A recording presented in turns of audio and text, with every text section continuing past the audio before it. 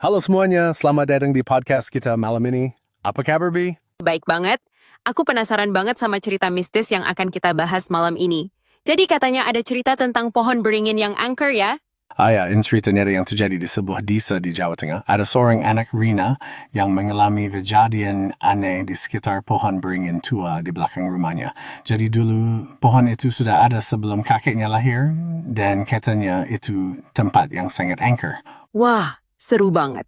Apa sih yang pertama kali bikin Rina merasa ada yang aneh di sekitar pohon itu? Awalnya Rina hanya mendengar suara-suara aneh di malam hari seperti tanggisan atau tawa kecil dari arah pohon. Orang tuanya sih bilang itu cuma angin, tapi suatu malam Rina mulai mendengar suara langkah kaki pelan yang semakin dekat.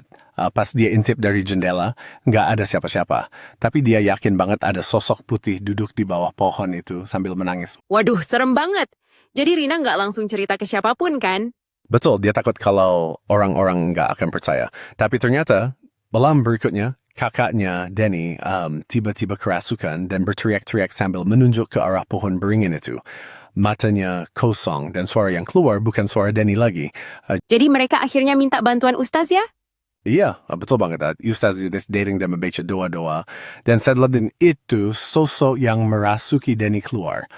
Ustaz bilang kalau tempat itu sudah lama dihuni oleh makhluk penunggu, jadi mereka harus minta izin dan memberi sesaji di bawah pohon beringin tersebut.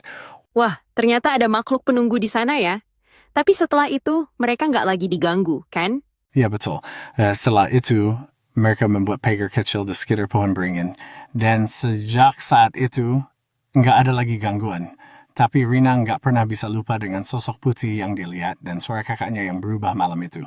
Bener-bener cerita yang bikin merinding. Jadi kadang-kadang makhluk itu cuman pengen kita tahu kalau mereka ada ya. Dan kadang kita cuma perlu menghormati mereka. Jadi, percaya atau enggak, hal-hal mistis itu memang ada di sekitar kita.